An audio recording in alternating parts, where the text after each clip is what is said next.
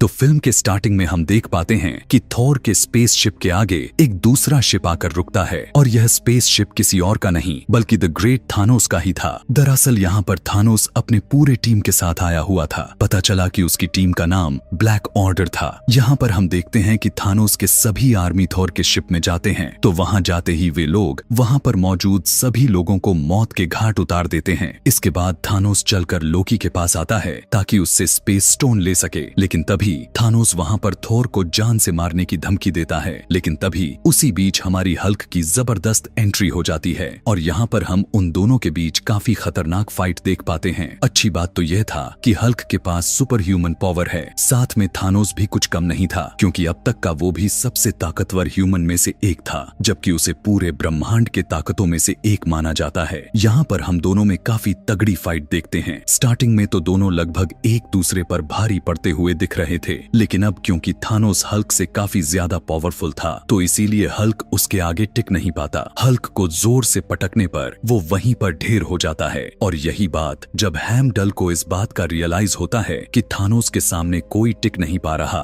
तो बिना देरी किए वो हल्क को वहां से वापस पृथ्वी पर भेज देता है। लेकिन थानोस जब उसे ऐसा करते हुए देखता है तो उसे बहुत ही गुस्सा आने लग गया। इसी वजह से वो हेमडल को वहीं पर ही जान से मार डाला। इसी के साथ थानोस थोर को भी जान से मारने की कोशिश करता है, जिस पर लोकी उससे कहने लग गया, प्लीज ऐसा मत करो। लोकी चाहे कितना भी बुरा था, लेकिन थॉर था तो उसका भाई ही। अपने भाई के बदले में लोकी थानोस को स्पेस स्टोन देने के लिए तैयार हो जाता है, जिसके बाद वो उस स्टोन को थानोस के हाथों सौंप देता है। लेकिन थानोस तो यहाँ पर भी चिटिंग कर गया। वो फौरन से लोकी को जान से मार डालता है। यह देखने के बाद कि उसकी भाई की जान ले ली गई है, तो उसे काफी गुस्सा आ गया, साथ साथ उसे काफी बुरा भी लगा था। लेकिन अब क्योंकि उसके हाथ पैर बांधे गए थे, इसीलिए वो अब कुछ भी नहीं कर सकता था। इसके बाद थानोस अपने तीसरे स्टोन को हासिल करने के लिए उस शिप से चला जाता है, लेकिन जाते जाते वो इस शिप को काफी बुरे तरीके से एक्सप्लोड कर दिया था। अब क्योंकि वो बड़ा सा शिप पूरे स्पेस में ही डिस्ट्रॉय हो चुका था, इसीलिए थॉर भी वहीं स्पेस में फ्लाई कर रहा था। लेकिन ठीक वक्त पर वहां गार्डियन ऑफ द गैलेक्सी की टीम पहुंच गई, और जब वो थॉर को स्पेस में तैरता हुआ देखते हैं तो वहीं उसे अपने शिप में लेकर आते हैं। वहां पर मेंटिस भी थी, जिसके पास किसी का भी माइंड पढ़ने की एबिलिटी थी। और जब वो थॉर के सर पर अपना हाथ रखा तो उसे पता चला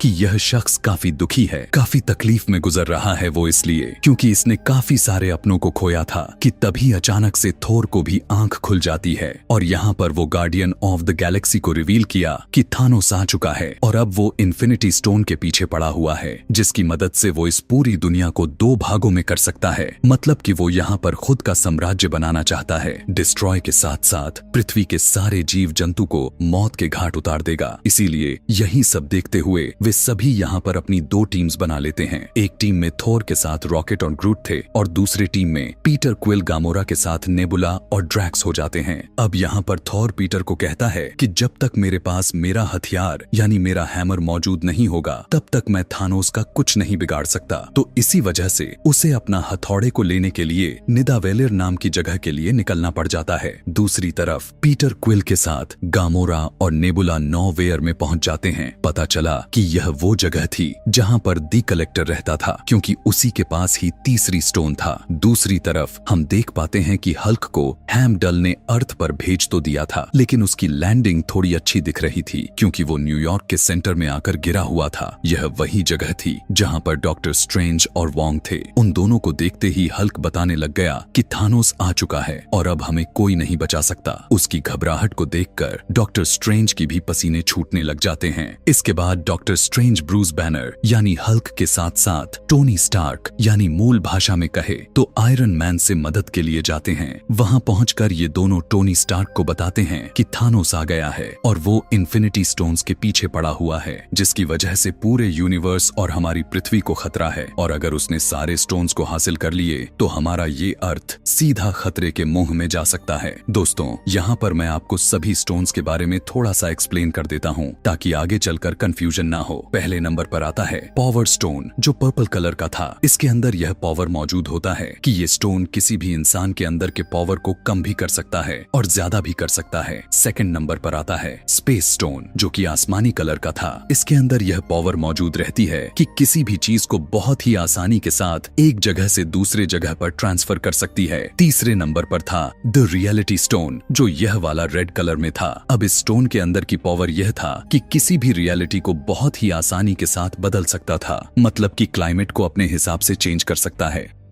चौथे नंबर पर था द टाइम स्टोन, जो दरअसल ये वाला स्टोन डॉक्टर स्ट्रेंज के पास था। इस स्टोन की पावर यह था कि अपनी मर्जी से टाइमलाइन को आगे पीछे कर सकता था। पांचवें नंबर पर था द सोल स्टोन। इसमें यह पावर था कि कोई भी इंसान का सोल हमारे हाथों में दे देती है, यानी कि अगर हम जो चाहे उस सोल से बहुत ही आसानी से करवा सकते हैं। 6 नंबर पर था और जो कि लास्ट स्टोन भी था, द माइंड स्टोन। इसमें यह पावर मौजूद थी कि यह किसी की भी माइंड को कंट्रोल कर सकता था और ये किसी भी इंसान को टेलीकिनेटिक पावर शिफ्ट कर सकती है, जो कि किसी भी सामान को हवा में एक जगह से दूसरी जगह पर उड़ा सकता है। और इन्हीं सारे स्टोन्स को हासिल करके थानोस इस पूरी दुनिया में अपनी एक नई साम्राज्य बनाना चाहता है। वो चाहता है कि इस यूनिवर्स में जितने भी प्लैनेट्स हैं, उन पर जितनी ज्यादा ह्यूमैनिटी बच चुकी है, उन सभी को आधा आधा बांट दिया जाए, जिससे कि रिसोर्सेज उन सभी लोगों को पूरी तरह से मिल सकेंगे और इससे पूरी दुनिया 100% सुरक्षित हो सकेगी, में बैलेंस भी बना रहेगा। लेकिन यहाँ पर थानोस आधे से ज्यादा ह्यूमैनिटी को खत्म करने की बात कर रहा था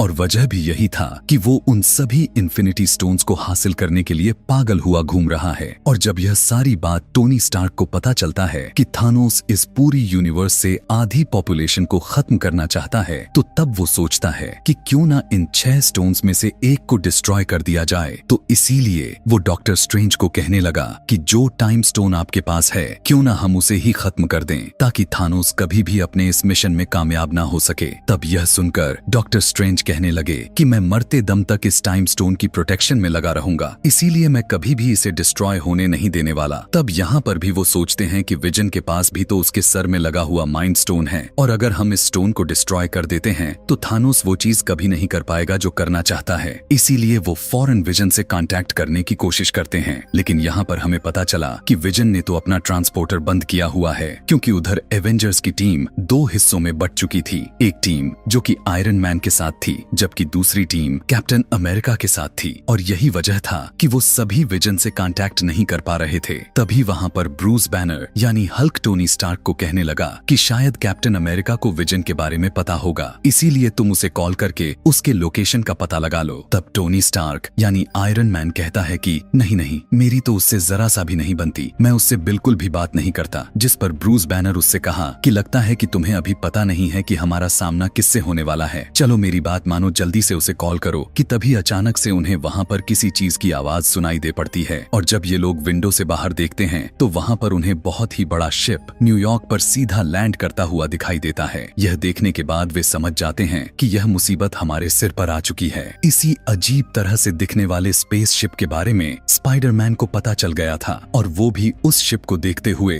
अपने स्कूल बस से निकलकर वहां से भाग गया और उसी स्पेस शिप के पीछे लग जाता है। तभी हम देखते हैं कि उस स्पेस शिप में 2 अजीब तरह के लोग निकलकर बाहर आते हैं। उनमें से एक का नाम इबोनी था और एक का नाम ऑब्सिडियन था। इबोनी के पास टेलीकिनेटिक पावर्स थे, जो कि किसी भी चीज को बगैर टच किए एक जगह से दूसरी जगह पर उठाकर उसका कीमा बना सकती है। और जो ऑब्सिडियन नाम का क्रिएचर था, उसके अंदर बहुत सारे सुपर ह्यूमन पावर्स होते हैं। अब क्योंकि उन्होंने टाइम स्टोन को प्रोटेक्ट करना था, इसीलिए उन दोनों विरोधी के बीच यहाँ पर फाइट शुरू हो जाती है। अब यहाँ पर बहुत ही इंटरेस्टिंग सीन हम देख पाते हैं। जब टोनी स्टार्क अपना आयरन मैन मार्क 50 प्रेस करते हैं तो पूरी तरह से नैनो पार्टिकल्स के सूट में कन्वर्ट होते हुए दिखाया जाता है, और वो एक ही बार में ऑब्सिडियन के किए गए वॉर को रोक लेता है। यहाँ पर दोनों विरोधी के टीम में बहुत ही खतरनाक फाइट के सीन्स हमें देखने को मिलते हैं। अब क्योंकि इबोनी पावरफुल था, इसीलिए वो अपने कामों में कामयाबी हासिल करता रहता है। इसके बाद वो टाइम स्टोन निकालने के लिए डॉक्टर स्ट्रेंज के पास पहुंच जाता है, और अब क्योंकि टाइम स्टोन को डॉक्टर स्ट्रेंज के अलावा और कोई भी बाहर नहीं निकाल सकता था, तो इसीलिए वो डॉक्टर स्ट्रेंज को अपने साथ अपने स्पेस शिप में लेकर जाता है। लेकिन उसे यह नहीं पता था कि उसके शिप में टोनी स्टार्क यानी आयरन मैन और स्पाइडरमैन दोनों एंटर हो चुके हैं। इसके बाद हमें विजन दिखाया जाता है।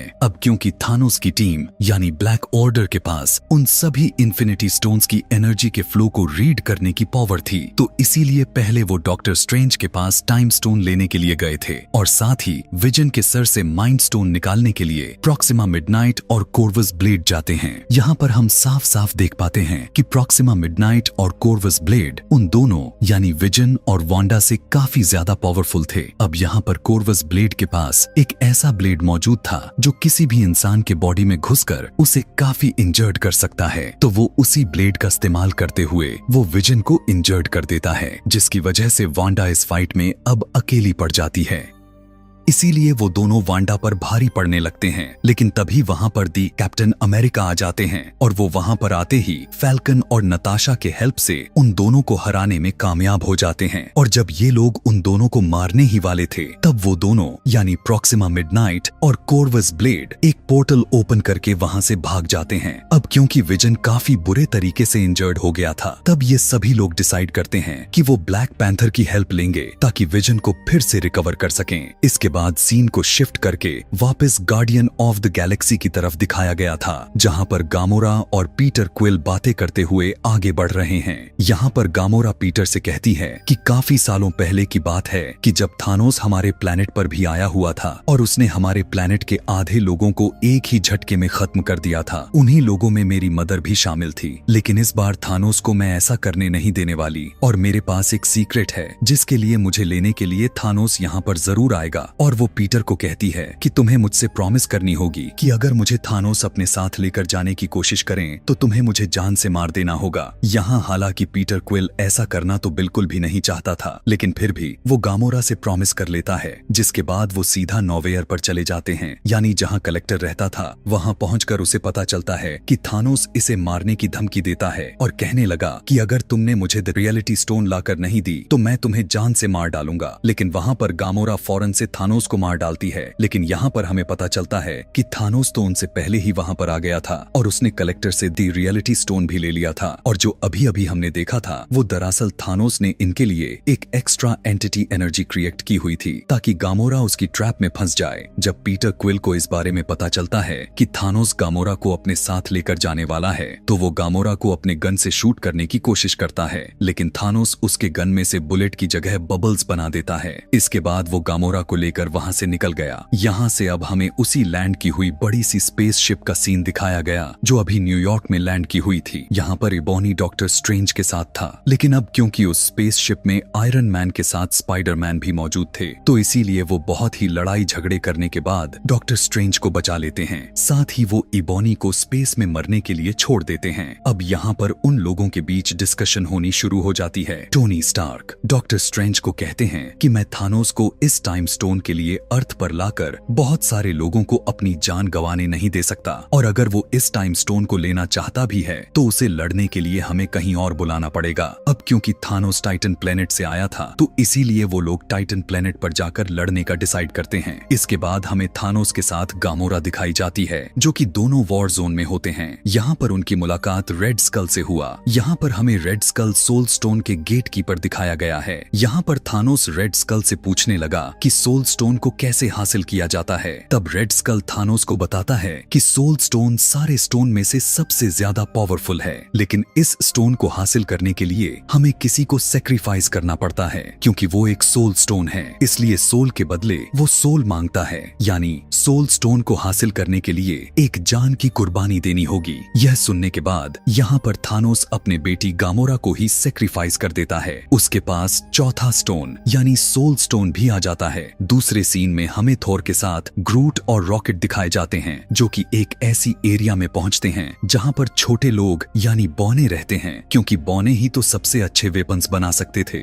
यहाँ पर हम यह भी जान पाते हैं कि जब उन बौने ने थोर का वेपन यानी हथौड़ा बनाया हुआ था तब थानोस ने उस जगह के सारे भट्टियों को भी डिस्ट्रॉय कर दिया था और साथ ही साथ उन सभी बौने में से सिर्फ एक को ही वहीं पर जिंदा छोड़ा हुआ था। और जब थोर को जब यह बात पता चलती है तो वो उनमें से एक बौने की हेल्प करने के लिए कहता है, जिस पर वो बौना कहा कि सॉरी, मैं तुम्हारी कोई भी मदद नहीं कर सकता, क्योंकि अगर मैंने ऐसा किया और थानोस के कानों तक खबर पहुंच गई तो वो मुझे और इस पूरे प्लेनेट को ही डिस्ट्रॉय कर देगा। लेकिन जब थोर उसे ये कहता है कि अगर मुझे मेरा हैमर मिल गया तो मैं थानोस को जरूर हरा दूंगा, तब उसकी बात सुनकर फाइनली वो बौना थोर की मदद के लिए एग्री हो जाता है।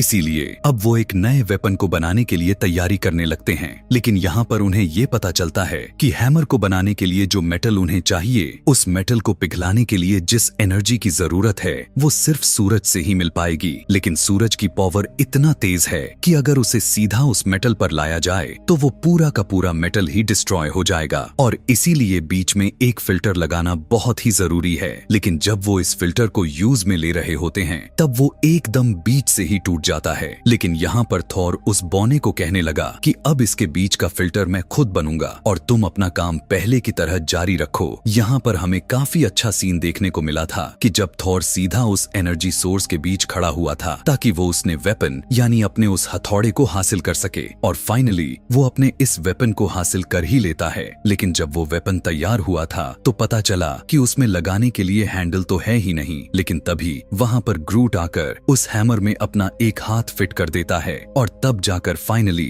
एक बहुत ही जबरदस्त हथियार तैयार हो जाता है। और नया वाला वेपन थॉर के पिछले वाले वेपन से काफी ज्यादा ही पावरफुल था। इसके बाद सीन शिफ्ट होकर टोनी स्टार्क, डॉक्टर स्ट्रेंज और स्पाइडरमैन पर जाता है, जो कि अब वे उसी टाइटन प्लेनेट पर पहुंच चुके थे जहां पर थानोस रहता था। अब क्योंकि यहाँ पर नेबुला ने मेंटिस को मैसेज किया हुआ था कि हम टाइटन प्लेनेट पर तुम्हारी जरूरत है, तो इसीलिए पीटर क्विल, मेंटिस और ड्रैक्स वहां पर पहुंच जाते हैं। अब यहाँ पर हमें पता ये चलता है कि डॉक्टर स्ट्रेंज थानोस के आने से पहले फ्यूचर को देखने लग गया था। वो देखता है कि आगे कितने पॉसिबिलिटीज हैं कि हम थानोस से जीत सकते हैं, जिनमें वो देखता है कि सिर्फ एक ही पॉसिबिलिटीज हैं जिसमें कि वो थानोस से तो जीत सकते हैं। लेकिन तभी उसी टाइम पर हम वहां पर थानोस को देख पाते हैं, जो कि वो भी अब यहाँ पर आ चुका था और वो यहाँ पर टाइटन प्लेनेट पर डॉक्टर स्ट्रेंज से टाइम स्टोन को लेने के लिए आया हुआ था। इसके बाद हमें captain America, vision, Bruce banner और वोंग दिखाए जाते हैं, जो कि विजन के साथ वकांडा पहुंच चुके थे, जिन्हें लीड करने वाला कोई और नहीं बल्कि ब्लैक पैंथर था। यहाँ पर हमें पता चलता है कि वे सभी यहाँ पर माइंड स्टोन को डिस्ट्रॉय करने के लिए आए हुए हैं। और तभी वहाँ पर शूरी, जो कि ब्लैक पैंथर की सिस्टर थी, वो उन सब से कहने लगी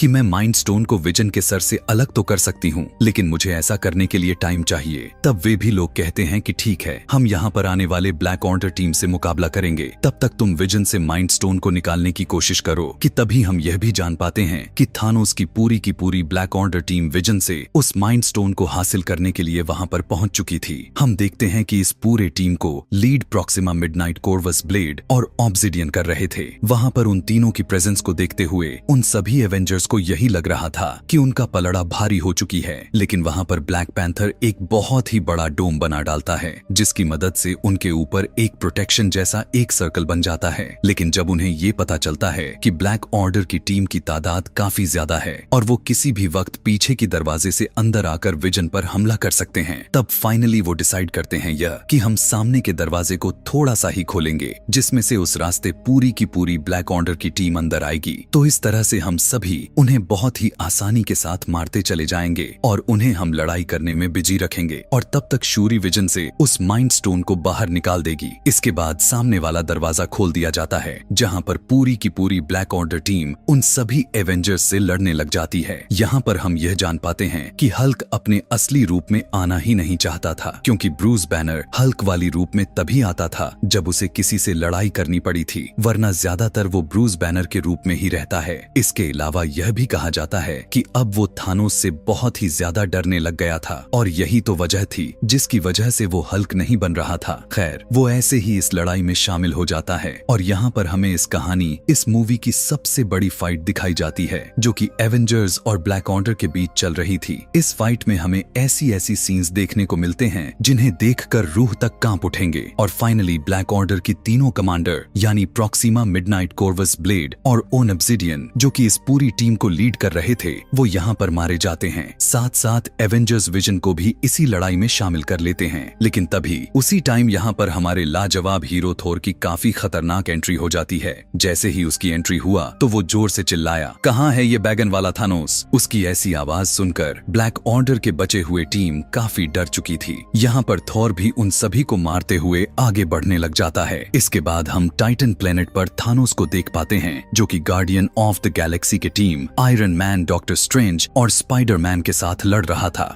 यहाँ पर ये लोग हालांकि थानोस को काबू करने और उसके हाथ से गोल्ड आर्मर को निकालने की काफी कोशिश करते हैं। थानोस तो इतना ज्यादा पावरफुल था कि वो सभी को मारना शुरू कर देता है, किसी को भी वो अपने आगे टिकने नहीं दे रहा था। लेकिन इस फाइट के बीच एक टाइम ऐसा भी आता है जब वो पूरे टीम थानोस को पकड़ ही लेती है और स्पाइडरमैन उनके हाथ से उस गोल्ड आर्मर को निकालने की कोशिश करता है। लेकिन यहाँ पर हम देखते हैं कि वो एक बहुत ही बड़ी गलती कर देता है। वो थानोस के पास आकर उससे पूछने लग गया कि तुमने गामोरा का क्या किया, और वो थानोस के मुंह पर अपने गन से ताबड़तोड़ मारना शुरू कर देता है, जिसकी वजह से थानोस फिर से होश में आ जाता है और वो फिर से अपना गोल्ड आर्मर पहनकर उन सभी को मारने लग जाता है। उन पर भारी पड़ने लग गया था। अब यहाँ पर हमें एक और काफी जबरदस्त फाइट देखने को मिलता है, जहाँ पर टोनी स्टार्क यानी आयरन मैन थानोस से लड़ रहे होते हैं। देखने को मिला कि आयरन मैन का यह शूट काफी पावरफुल था, इसीलिए अब उनके बीच एक जबरदस्त टेक्निकल फाइट होने लग गई थी। अब यहाँ पर हालांकि थानोस के बॉडी से सिर्फ खून का एक ही कतरा निकला हुआ था, लेकिन उसकी एक ही ड्रॉप की वजह से उसे इतना ज्यादा गुस्सा आ जाता है कि वो टोनी स्टार्क को उसी के हाथ से ब्लेड निकालकर उसे काफी ज्यादा ही इंजर्ड कर देता है और उसे जान से मारने लग जाता है। तब यह देखकर डॉक्टर स्ट्रेंज कहता है कि तुम इसे मत मारो, तुम इसे छोड़ दो, और अगर तुम इसे छोड़ देते हो तो मैं तुम्हें अपना टाइम स्टोन दे दूंगा। अब हालांकि टोनी स्टार्क डॉक्टर स्ट्रेंज को ऐसा करने से मना करता है, लेकिन यहाँ पर टोनी स्टार्क यानी आयरन मैन की जान को बचाने के लिए डॉक्टर स्ट्रेंज को यह सेक्रीफाइस न चाहते हुए भी करना पड़ जाता है और अपना टाइम स्टोन थानोस को दे देता है। और जैसे ही थानोस को उसका 5वां स्टोन हासिल हुआ तो वो उन सारे स्पेस स्टोन को यूज में लेते हुए वहां से निकल जाता है और टाइटन प्लेनेट से सीधा वो अर्थ पर पहुंच गया, यानी वकांडा में, जहां पर पहले ही ब्लैक ऑर्डर के बीच इनमें फाइट चल रही थी। उधर विजन और वांडा के बीच बातचीत चल रही थी। यहाँ पर विजन वांडा को कहने लगा कि अगर थानोस यहाँ पर आकर मुझे जान से मारकर माइंड स्टोन लेगा तो तब भी मैं मर जाऊंगा, लेकिन अगर तुम ये स्टोन निकाल दोगी तो तब भी मैं मर जाऊंगा। तो क्यों ना तुम ही मेरे अंदर से इस माइंड स्टोन को निकालकर मुझे आजादी दो, जिसके बाद इस माइंड स्टोन को डिस्ट्रॉय कर दो, जिससे होगा यह कि थानोस जो करना चाह रहा है वो उसमें नाकामयाब रहेगा। अब यहाँ पर वांडा ना चाहते हुए भी विजन के सर से उस माइंड स्टोन को निकालने की कोशिश करती है और फाइनली वो उन माइंड स्टोन को विजन के सर से निकालने में कामयाब तो हो जाती है, लेकिन जैसे ही वो उसे डिस्ट्रॉय करने लग गई तो वहाँ पर थानोस आ जाता है, जो यहाँ पर आते ही वो टाइम को रिवर्स करता है, यानी टाइम को पीछे कर देता है, यानी उस टाइम में आ जाता है जब वो माइंड स्टोन विजन के सर पर लगा हुआ था और वो विजन के सर से माइंड स्टोन ले लेता है और उसे अपने गोल्ड आर्मर में पहन लेता है। अब यहाँ पर थानोस उस सारे स्टोन को ले चुका था, लेकिन एंड वक्त पर थोर की जबरदस्त एंट्री होती है और वो ऊपर से ही अपने नए वाले हैमर को थानोस पर दे मारता है। लेकिन यहाँ पर थानोस थोर से कहने लगा कि थोर तुमने बहुत बड़ी गलती कर दी, तुम्हें इस हैमर को मेरे सर पर मारना चाहिए था। यह कहते ही थानोस चुटकी बजा देता है, जिससे पूरा यूनिवर्स, पूरा का पूरा अर्थ ही 2 हिस्सों में विभाजित हो जाती है। इसके बाद सीन शिफ्ट होकर सोल वर्ल्ड में आता है, जहाँ पर थानोस खुद को पूरी तरह से अकेला पाता है और उसके ठीक सामने छोटी गामोरा होती है, यानी जब वो एकदम बच्ची थी। यहाँ पर गामोरा अपने फादर थानोस से पूछने लग गई कि डैड डू इट, जिस पर थानोस कहता है कि एस। तब छोटी गामोरा पूछती है कि आपने क्या खोया, जिस पर थानोस कहता है कि सब कुछ। इस फाइट में वो इन्फिनिटी स्टोन्स को हासिल करने के लिए अपना सब कुछ खो दिया, क्योंकि गामोरा से बहुत ही ज्यादा प्यार करता था, लेकिन बदकिस्मती से